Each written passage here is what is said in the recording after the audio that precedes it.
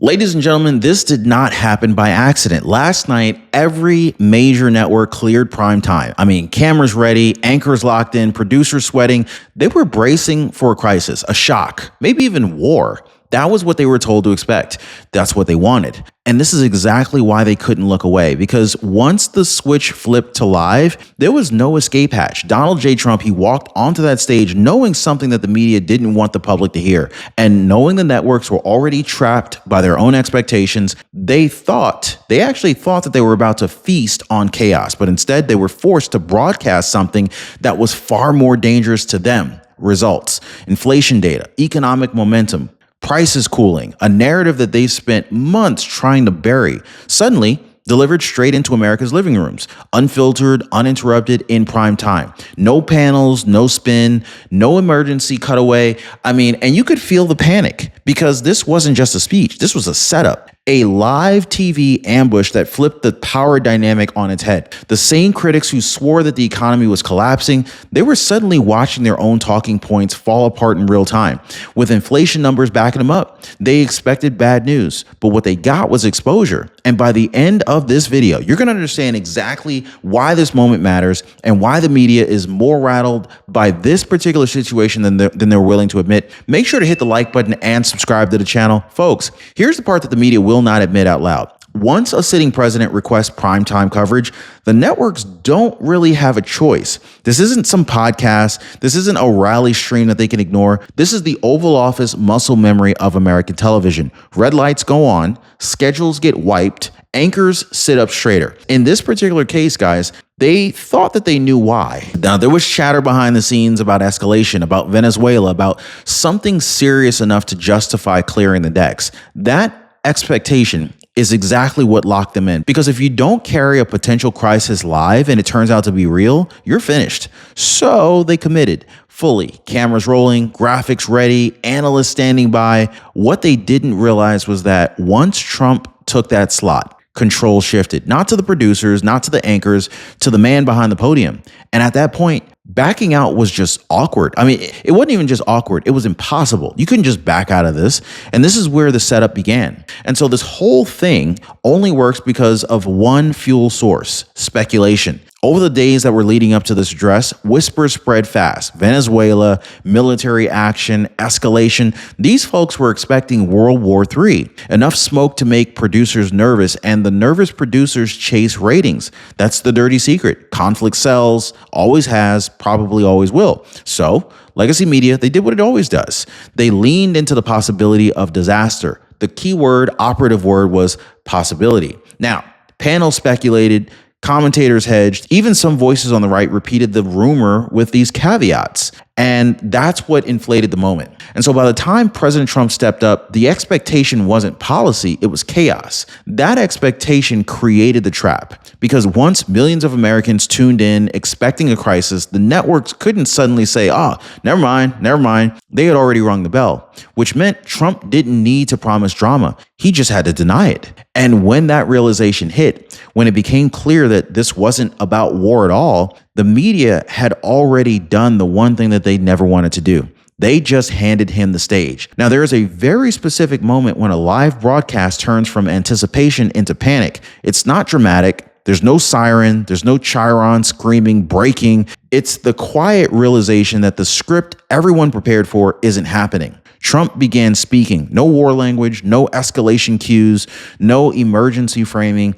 And within seconds, producers, they knew they had a problem, because this wasn't a crisis address. This was a results address. And by then it was already too late. You could feel it in the pacing. Anchors, they couldn't interrupt. The networks couldn't pivot. The obligation of live presidential coverage locked them in place. Meanwhile, the premise that they sold their audience evaporated in real time. That's the trap closing behind them. They weren't broadcasting danger. They were broadcasting confidence. And worse for them, they were broadcasting it uninterrupted nationwide in prime time. And so once that realization set in, every second that followed deepened the exposure, because every sentence Trump delivered contradicted the expectation that justified airing the speech in the first place. Momentum had flipped. permanently, and they couldn't do anything about it. Now, what we're talking about tonight isn't just about narratives and media traps. This is about real people getting caught in systems they were told they could trust. Now, a grandfather reached out recently and told a story that really stuck with me. He said that there was a medical bill that his Medicare plan didn't cover. Not a huge luxury expense, a basic gap. And when it hit, he had to call his daughter and ask for help paying it. He told me, I hated that feeling. Not because of the money, but because of the loss of dignity. That is the part nobody warns you about. The quiet moments when you realize your coverage wasn't what you thought it was, and the cost isn't just financial. This is why I partner with Chapter. Chapter doesn't just look at what your Medicare plan covers, it looks at what it doesn't. They help protect you from these blind spots that turn into embarrassing, stressful moments when you're most vulnerable. This is not about upsells or pressure. It's about clarity and dignity. Now, most people watching, they're already calling the phone number at the bottom to reach Chapter, 909-563-8279. And of course, it's a totally free phone call, totally free service. Let my friends over at Chapter know that Ron Yates sent you over to them. Tell them I say hello. Get your coverage reviewed absolutely for free before a surprise bill forces a very difficult conversation. All right, so let's get back to it. This right here, this is right where it became truly uncomfortable for the press, because Trump didn't rush. He didn't hedge. He just walked straight through territory that the networks normally sanitize, they normally minimize, or just bury entirely. Inflation easing, prices stabilizing, wages firming up, economic trajectory, not collapse. And they had to carry every word. No fact check banner, no hostile panel, no immediate rebuttal, just raw transmission into American homes. That's the power of live format, and Trump exploited it perfectly. These are the same metrics that critics insisted could not improve under tariffs. Look, the same numbers dismissed as impossible. You guys remember that, right? And yet, here they were being spoken aloud by the president with data backing the direction, if not every personal experience. The networks didn't amplify this willingly, they were forced to. And that's what made it sting, because the narrative that they built over months unraveled in minutes, not through argument, but through exposure. Now, here's where facts start colliding with storytelling. For months, critics said inflation couldn't cool under tariffs, that prices would spiral, that consumers would suffocate, that relief was mathematically impossible. It was repeated so often it hardened into the truth. But by late 2025, the data stopped cooperating. Inflation wasn't surging, it was cooling. Not magically, not overnight, but measurably. Month over month, pressure was easing. Certain staples were stabilizing. Energy costs were retreating. Rate cuts beginning to take hold. That doesn't mean everyone suddenly feels rich, but it does mean that the doomsday model failed. And this is what President Trump leaned into. Not the vibes, not spin, direction. Because narratives depend on permanence. Once improvement shows up, even unevenly, the argument collapses. You can debate causes, you can argue credit, but you can't deny trend. This is why the media flinched. Because inflation data doesn't care about editorial angles. It moves when it moves. And on that night, live on air, the numbers undercut months of fear-based messaging. This wasn't just about prices, this was about credibility. Media institutions invested heavily in a storyline of permanent economic pain. Anxiety drives attention, anger drives clicks, desperation keeps audiences glued. Cooling inflation breaks that spell. Because if things are stabilizing, even slightly, then the question becomes unavoidable. Why were we told collapse was inevitable? Acknowledging improvement doesn't just soften criticism of Trump, it exposes how aggressively the situation was framed to begin with. And that's the real danger. The press can survive being wrong on timing, but what it can't survive is being exposed as invested in the failure. And this is why you saw the pivot attempts, the qualifiers, but people don't yet feel it refrains, right? That's narrative defense. Because once viewers start noticing the gap between lived experience and media framing, trust fractures.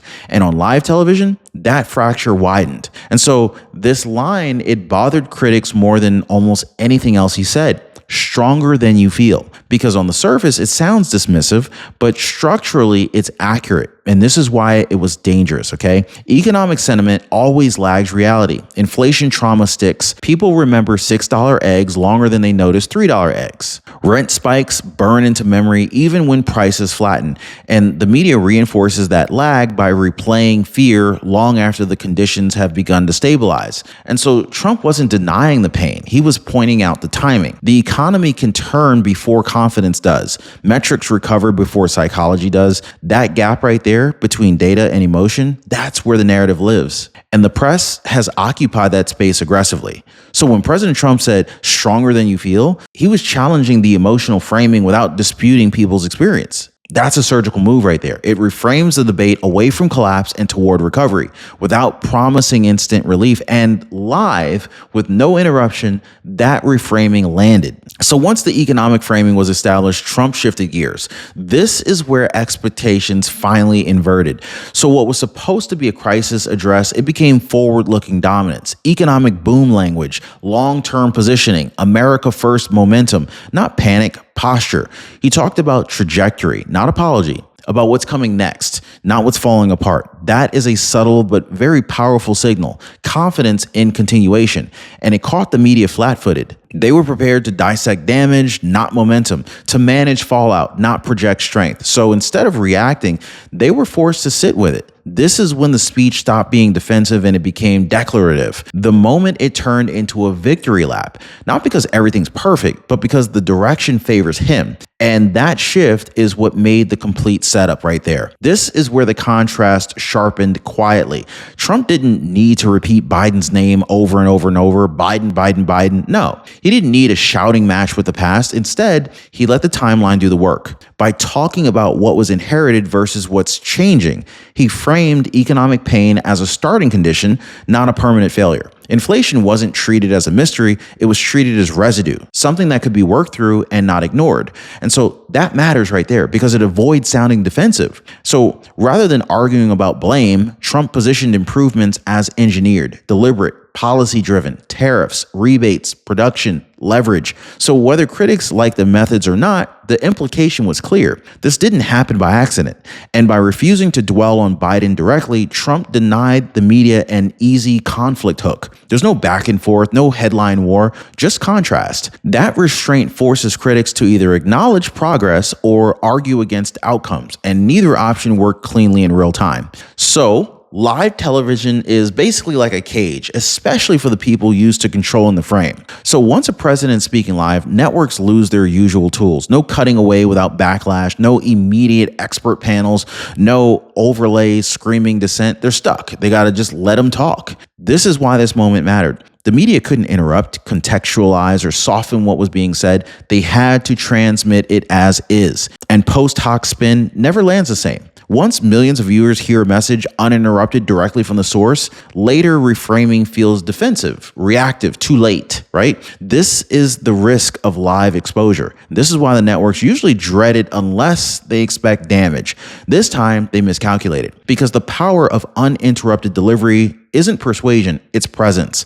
And presence creates memory. Viewers, they remember what they heard, not what was explained away afterward. That loss of control is exactly what rattled them the most. Now, here's the part the ratings won't show. When people watch anchors carry messaging they clearly don't like, something subtle happens. Trust shifts. Not all at once, but enough to matter. You see, viewers, they notice discomfort, the forced neutrality, the lack of interpretation, the tension between what's being said and how it's usually framed. That creates cognitive dissonance. Even skeptics start asking different questions. Why are they letting this run? Why didn't they cut away? Why does this sound calmer, more confident than what I usually hear? Now, that doesn't turn everyone into a supporter, but it does break certainty. And broken certainty is dangerous for narrative control because once doubt enters the picture, people reevaluate past coverage. They compare tone, they remember predictions that didn't come true, and all of that happens without persuasion, just exposure. This is why this moment mattered more than any single claim. It wasn't about convincing, it was about showing. And showing live carries more weight than arguing ever could. And so none of this works unless it's intentional. The timing, the expectation, the live format, the restraint, the pivot, this wasn't improvisation, it was pattern.